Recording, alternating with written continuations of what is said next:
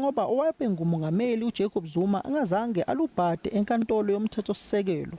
uZuma bekumele avele enkantolo mayelana nezinsolo zakhe zokushiya isigcawu esiphenya ngezinsolo zokubanjwa ngobhongwana kombuso ngaphandle kwemvumo kahlalo wekomishana oyiphini lenhloko yamajaji uRaymond Zondo.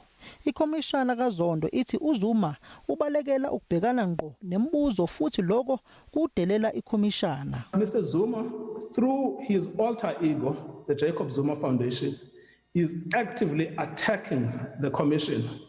He is also actively attacking the judge, Mr. Justice Zondo.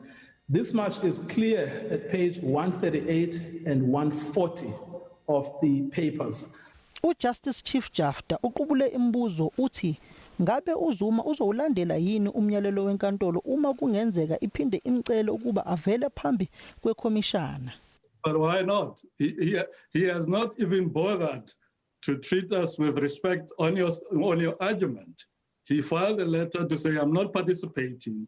Why would you think that he would respect an order of this court? It's staggering.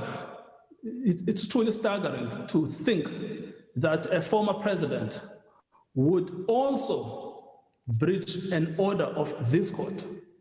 It's truly staggering. It defies logic and belief. Ikomishana ithi uZuma akanalo igunya lokuthula uma kwenzeka iphinde ikhipha incwadi ethi akavele phambi kwayo. When he appears, he has no right to remain silent.